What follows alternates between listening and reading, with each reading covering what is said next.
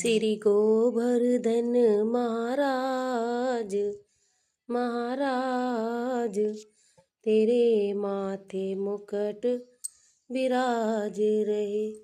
श्री गोवर्धन महाराज, तेरे माथे मुकुट विराज रहे। प्रेम से बोलिए कान्हा जी की जय। कान्हा की भक्ति और दिल में रहे प्यार। मुबारक हो गोवर्धन पूजा का त्योहार। आप सभी को गोवर्धन पूजा की हार्दिक शुभकामनाएं।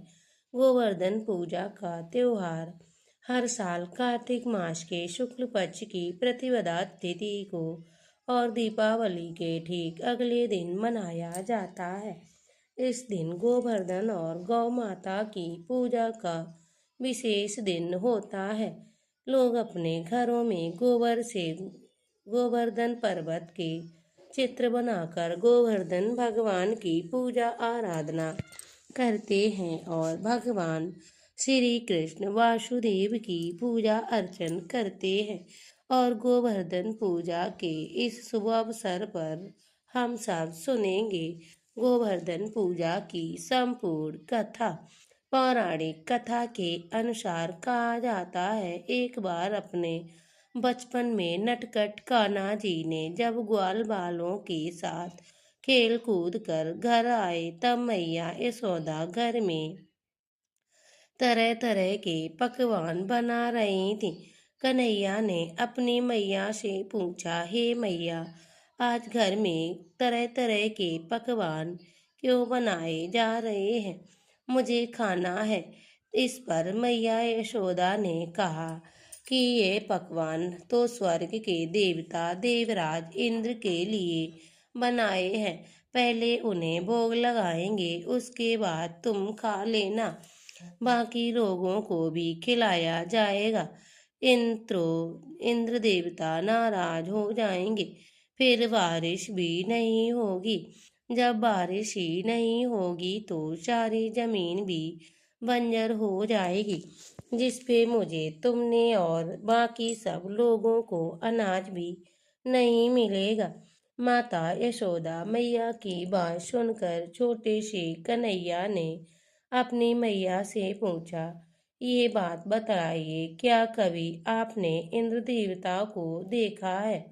पर मैया कहने लगी, नहीं कान्हा, मैंने तो कभी नहीं देखा है। हाँ, उनकी वजह से अन्न धन की वर्षा होती है, हरियाली है और वहाँ वर्षा करते हैं। इसीलिए तो आज हम ही सब ब्रजवासी अपने अपने घरों में पकवान बना रहे हैं। मैया की बात सुनकर कान्हा ने कहा, हे मैया, इस बार आप मेरे भगवान की पूजा करना, जो आपको दिखाई भी देते हैं।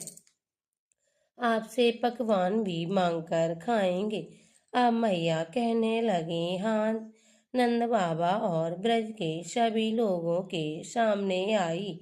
कन्हैया की बात सुनकर सभी ब्रजवासी और नंद बाबा कहने लगे, हम तो जब वर्षों से देवराज इंद्र की पूजा करते आ रहे हैं और इस बार हम कृष्ण के देवता की पूजा करेंगे। इस बार हम सब वही करेंगे जो कान्हा कह रहे हैं। ये सब सुनकर खुश होकर अधिक वर्षा हो और कान्हा सभी ब्रजवासियों को लेकर गिरिराज पर्वत यानी गोवर्धन पर्वत के सामने खड़े हो गए। और वहां पहुंचकर सभी ने कान्हा को उनके देवता के बारे में पूछा। तभी कान्हा ने जोर से आवाज लगाई और कहा, हे गोवर्धन नाथ, सभी ब्रजवासी आपको भोग लगाने के लिए पकवान लेकर तरह तरह के व्यंजन लाए हैं। तभी गोवर्धन पर्वत में से गोवर्धन नाथ जी देवता के रूप में सभी को दर्शन दिए और सभी से पकवान मांगकर खाए। अपने हाथों से गोवर्धन महाराज को भोग लगाकर सभी ब्रजवासी तो धन्य हो गए। तब वे प्रसन्न हुए और यह बात इंद्र देवता को जब पता चली तो वह बहुत नाराज हो गए। देवराज इंद्र ने कहा, एक छोटे से बालक के कहने पर सभी ब्रजवासियों ने आज मेरी पूजा नहीं की और पर्वत की पूजा की है। और इस प्रकार क्रोध में आकर देवराज इंद्र ने ब्रज में मूसलाधार बारिश शुरू कर दी। चारों तरफ जल ही जल था, जिससे डरकर ब्रजवासी कान्हा के पास पहुंच गए और कहने लगे, हे कान्हा, अब तुम ही हमारी रक्षा करो, क्योंकि तुम्हारे कहने पर ही हमने देवराज इंद्र की पूजा नहीं की थी। कान्हा ने सभी को गोवर्धन पर्वत पर चलने के लिए कहा और सभी ब्रजवासी और यहाँ तरह गाय और बछड़े भी सभी गोवर्धन पर्वत पर जाकर इकट्ठा हो गए। चारों तरफ केवल जल ही जल दिखाई दे रहा था। सभी ब्रजवासी भयभीत हो गए। इस प्रकार भयभीत ब्रजवासियों को देखकर कान्हा जी ने गोवर्धन पर्वत को देखते ही देखते अपनी तर्जनी उंगली पर उठा लिया और जिससे संपूर्ण ब्रजवासी को इंद्रद्वीप का प्रकोप से बचा लिया। उधर नाराज होकर देवराज इंद्र ने ब्रज में लगातार 7 दिन बरसात की, मूसलाधार बारिश की और जब स्वयं इंद्र के पास जल समाप्त हो गया तो उन्होंने अब जो ब्रज खत्म हो गया तो पूरी ब्रज नगरी जल में डूब गई होगी। ये सब देखने के लिए जब इंद्रदेव ब्रजभूमि पर आए तो देखते हैं कि ब्रज में तो कहीं कहीं तक प्रलय का कोई निशान ही नहीं नजर आ रहा है और यहाँ तक कि ब्रज में तो धूल मिट्टी उड़ रही है। तब देखकर इंद्रदेव हैरान हो गए और थोड़ी देर में उन्होंने देखा कि कृष्ण विशालकाय गिरिराज पर्वत को अपनी उंगली पर धारण किए हुए हैं। इस दृश्य को देखकर देवराज इंद्र कृष्ण के पैरों पर गिर पड़े और उन्हें मनाने के लिए भगवान श्री कृष्ण को ऐरावत हाथी और अन्य कई वस्तुएं भेंट की, लेकिन भगवान वासुदेव कान्हा जी तो नहीं माने। अब इंद्रदेव ने नारद जी की सलाह पर सुरभि गाय और भेंट की और क्षमा मांगी। तब कहीं जाकर भगवान श्री कृष्ण वासुदेव ने अपनी उंगली पर पर्वत धारण किए हुए गिरिराज पर्वत को वापस धरती पर स्थापित कर दिया। इस प्रकार कान्हा जी के अपनी तर्जनी उंगली पर गोवर्धन पर्वत धारण करने से सभी ब्रजवासियों के साथ साथ सभी पशु पक्षियों की रक्षा हुई। यही कारण है कि गोवर्धन पूजा में गिरिराज देवराज के साथ कृष्ण भगवान की भी पूजा का विधान है। गोवर्धन पूजा के दिन ही अन्नकूट भी मनाया जाता है। अन्नकूट की सब्जी का एक विशेष महत्व आज के दिन होता है। अन्नकूट दरअसल हर तरह का पकवान होता है जिसमें अन्न और बहुत सारी सब्जियों को मिलाकर बनाया जाता है और इसी का भोग गोवर्धन पूजा के दिन कान्हा जी को लगाते हैं और गोवर्धन के दिन गोवर्धन देवता को मनाते हैं।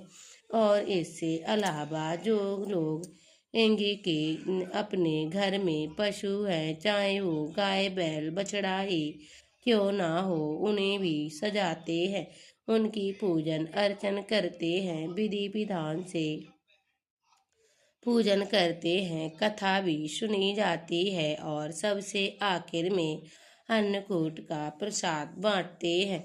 ऐसी मान्यता है गोवर्धन पूजा के दिन गौ माता का विशेष पूजन अर्चन किया जाता है और गौ माता के सिंग पर घी लगाकर और उनकी आरती उतारे उन्हें गुड़ खिलाने से कहा जाता है भगवान श्री कृष्ण वासुदेव के साथ साथ माता लक्ष्मी भी प्रसन्न होती हैं।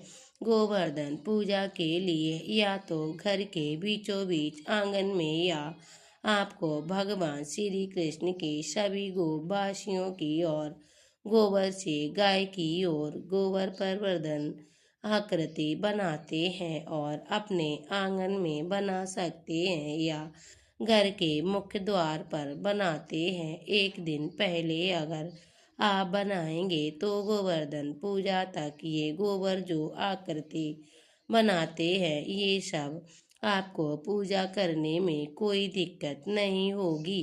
बहुत से लोग एक दिन पहले ही बनाते हैं और कई लोग उसी दिन बनाते हैं।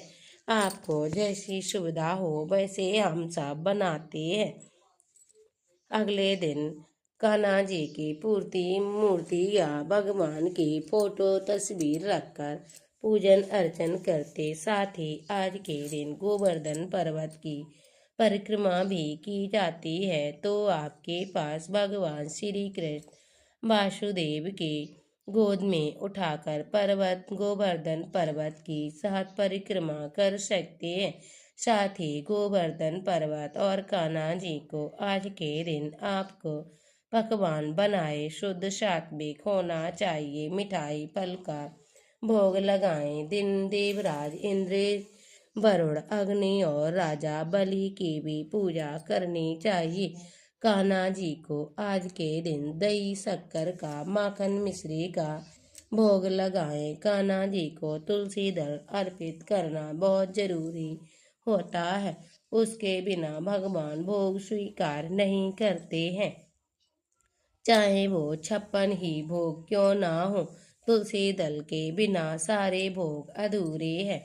तो ब्राह्मणों को भोजन कराएं और दक्षिणा दें। नहीं तो आज के दिन आप गौ माता की सेवा जरूर करनी चाहिए।